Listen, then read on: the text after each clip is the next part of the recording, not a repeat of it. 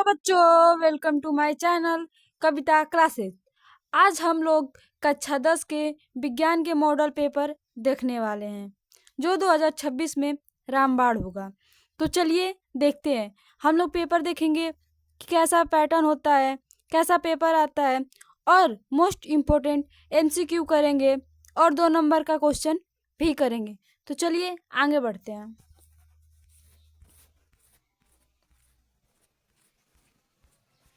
अगर आपको हमारी क्लास अच्छी लगेगी तो आप हम प्लीज़ इसे लाइक करें और सब्सक्राइब करें।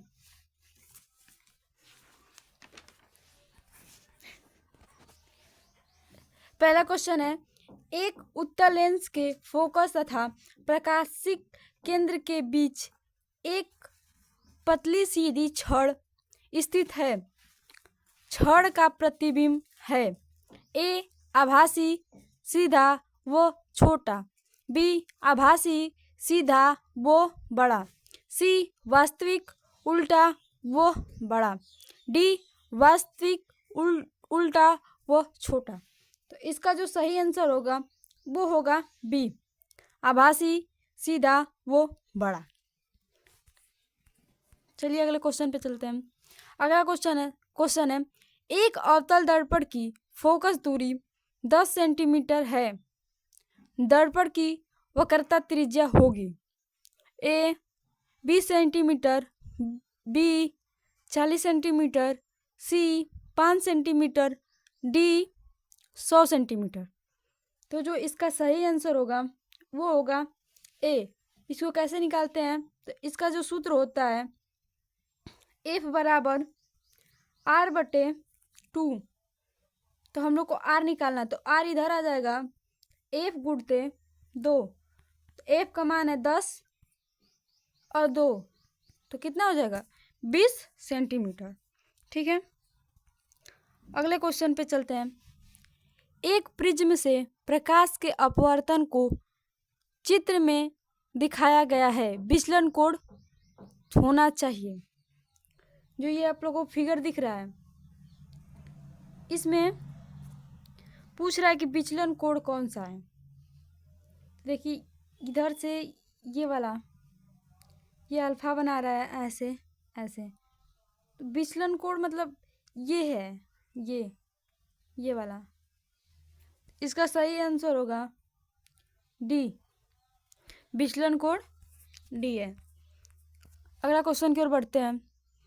तारों के टिमटिमाने की घटना का कारण है ए वायुमंडलीय अपवर्तन, बी वायुमंडलीय परावर्तन, सी प्रकाश का प्रकीर्णन, डी इनमें से कोई नहीं। तो इसका जो सही आंसर होगा वो होगा ए वायुमंडलीय अपवर्तन, क्योंकि तारे का टिमटिमाना एक वायुमंडलीय अपवर्तन है। ठीक है, अगले क्वेश्चन की ओर पढ़ते हैं। अगला क्वेश्चन है, एक विद्युत परिपथ में प्रयुक्त होने वाले कुछ अवयवों के नाम स्तंभ X में दिए गए हैं, स्तंभ Y में दिए गए हैं, उसे सुमेल सहित चयन करना है। आपको बताना है कि जो वोल्ट मीटर है वो कैसा दिखता है। तो वोल्ट मीटर जो है वो ऐसा दिखता है, 3rd नंबर। ठीक है, अब प्रतिरोध कैसा दिखता है? आप सबको पता होगा कि जो प्रतिरोध होता है वो ऐसा दिखता है, और जो बंद कुंजी प्लग होता है वो कैसा दिखता है? तो सबको पता होगा कि यो ऐसे दिखता है। और मान लीजिए, चलिए हम यहाँ पे लिख लेते हैं कि वोल्ट मीटर कैसा दिखता है। तो वोल्ट मीटर यहाँ पे 1 लिख लेते हैं। प्रतिरोध कैसा दिखता है? 2 लिख लेते हैं, ऐसा दिखता है। और 3 नंबर ऐसा दिखता है। विद्युत सेल कैसा दिखता है? ऐसा दिखता है। अब इसको मिलाएंगे हम लोग कि किस में आ रहा है। ठीक है, चलिए पहला का तीसरा बताए थे हम। इसमें देखिए 2 क्वेश्चन है, फिर दूसरा का पहला बताए थे 3 है, तो इसमें 2 ही लेंगे हम लोग। और डी तीसरा का चौथा बताए थे हम, तो ये जो लास्ट वाला क्वेश्चन होगा डी, वो एकदम राइट आंसर होगा। चलिए अगले क्वेश्चन पे बढ़ते हैं। किसी तार का प्रतिरोध 2 ओम है, इसी पदार्थ की किसी अन्य तार जिसकी लंबाई पहले तार की लंबाई की दोगुनी तथा व्यास आधा है, तब दूसरा तार का प्रतिरोध होगा। तो इसका जो सही ए दिया है 8 ओम, बी दिया है 16 ओम, और सी दिया है 32 ओम, और डी दिया है 4 ओम। आप सबको पता है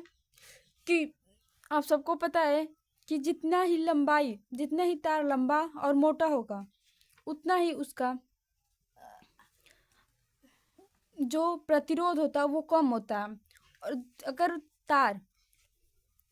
अगर तार पतला होता है तो उसका प्रतिरोध ज़्यादा होता है। तो इसका सही आंसर होगा बी, 16 ओम। अगले क्वेश्चन पे जाते हैं। किसी चुंबकीय क्षेत्र में किसी कुंडली के घूर्णन के कारण कुंडलिनी में उत्पन्न प्रेरित विद्युत धारा की दिशा के लिए प्रयुक्त नियम है। हम लोगों ने पढ़ा है ए, फ्लेमिंग का दाएं हाथ का नियम, बी, फ्लेमिंग का बाएं हाथ का नियम, सी, दाएं हाथ का अंगुष्ठ नियम, और इनमें से कोई नहीं। तो हम लोगों ने पढ़ा है कि जो फ्लेमिंग का दाएं हाथ का नियम होता है वह प्रेरित धारा की दिशा को प्रस्तुत करता है। तो इसका सही आंसर होगा ए। चलिए अगले क्वेश्चन पे बढ़ते हैं। अगला क्वेश्चन है CH3COOH का यूपीएससी नाम क्या होगा। ए दिया एसिटिक अम्ल, बी दिया है एथेनाइल अम्ल, सी दिया है प्रोपेनाइल अम्ल, और डी दिया है प्रोपेनॉल फर्स्ट। तो जो इसका सही आंसर होगा वो होगा एथेनाइल अम्ल। ठीक है, क्योंकि इसमें COOH है। ठीक है, आगे बढ़ते हैं। इनमें से कौन एल्केनाइन का सूत्र है। तो आप लोगों को 4 विकल्प दिया गया। आप लोग इतना याद रखिएगा कि अगर एल्केनाइन पूछे, एल्केनाइन में क्या होता है कि दो सी जुड़े होते हैं, 2 कार्बन जुड़े होते हैं, वो ट्रिपल बॉन्ड से अगर जुड़े हैं तो वो एल्केनाइन ही होगा। अगर 2 कार्बन 3 बॉन्ड से जुड़े हों तो वो एल्केनाइन ही होंगे। इसमें उसी को हम लोग ढूंढ लेंगे। उसका सही आंसर होगा डी। ठीक है, अगले क्वेश्चन पे बढ़ते हैं। पूर्व रूप से उदासीन विलयन का पीएच मान है। तो आप सबको पता है कि अगर 7 है तो उदासीन होता है, अगर कम है अम्लीय होता है, अगर 7 से अधिक होगा तो क्षार होगा। ठीक है, अगले क्वेश्चन क्यों जाते हैं। Na2CO थ्राइस 10H2O का प्रचलित नाम क्या है। ये किसी चीज का आप लोगों को सूत्र दिया हुआ है। तो ये किस चीज का सूत्र है। विरंजक चूर्ण का, धोने का सोडा का, बेकिंग सोडा का, प्लास्टर ऑफ पेरिस का। तो इसका जो सही आंसर होगा वो होगा धोने का सोडा। ठीक है, या तो हम लोग इसको बोलते हैं धानवा सोडा। ठीक है, अगले क्वेश्चन की ओर बढ़ते हैं। संयोजन अभिक्रिया का उदाहरण है। ए, कार्बन का वायु में जलना, बी, जिंक का सल्फ्यूरिक अम्ल से क्रिया, सी, कैल्शियम कार्बोनेट तथा हाइड्रोलिक अम्ल की अभिक्रिया, डी, ग्लूकोज का ऑक्सीजन में अभिक्रिया। इसका जो सही आंसर होगा वो होगा ए, कार्बन का वायु में जलना। चलिए अगले क्वेश्चन की ओर बढ़ते हैं। निम्न में से क्षारीय धातु है। ए, Ca, बी, L, जी, Ag, और डी है एल्युमिनियम। ये चांदी है, वो कैल्शियम। इसका सही आंसर होगा के, पोटासियम। ठीक है, अगले पे पढ़ते हैं।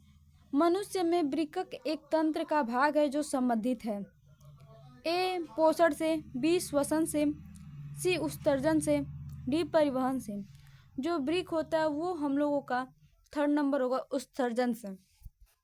ठीक है, मस्तिष्क उत्तरदायित्व होता है। मस्तिष्क का काम क्या होता है। ए, सोचने के लिए, बी हृदय स्पंदन को नियंत्रित करने के लिए, डी शरीर का संतुलन बनाने के लिए, डी इनमें से सभी। तो जो मस्तिष्क का काम होता है वो सभी करता है, सोचने का भी काम करता है, हृदय स्पंदन का नियंत्रण करने का, शरीर को संतुलित बनाने का भी काम करता है। इससे ये होगा डी। अगले क्वेश्चन पे जाते हैं।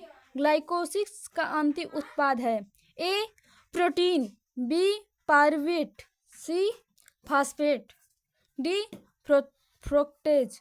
इसका सही आंसर होगा बी पायरुवेट। ठीक है, अगले क्वेश्चन पे जाते हैं।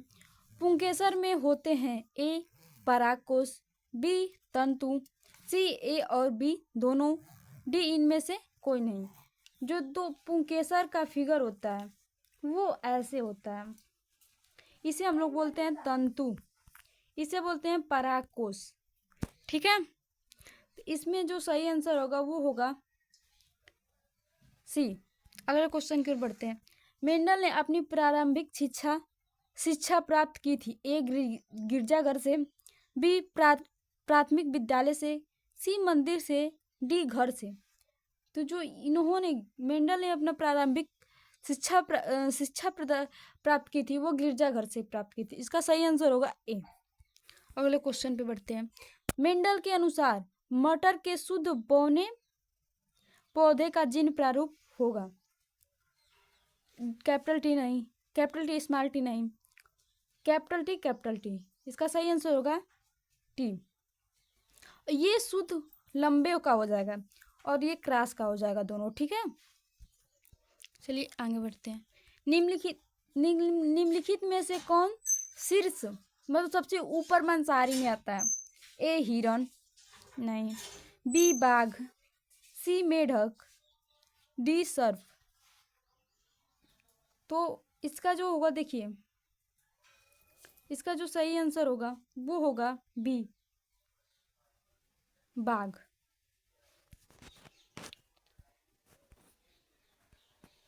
ठीक है, और ये है सब्जेक्टिव क्वेश्चन से आप लोग देख लें।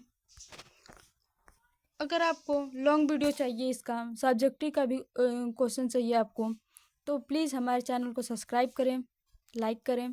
हमने कक्षा 10 के सारे सब्जेक्ट के पेपर डाल रखे हैं। आप हमारे चैनल को सब्सक्राइब करके हमारे चैनल पे विजिट कर लें। Thank you.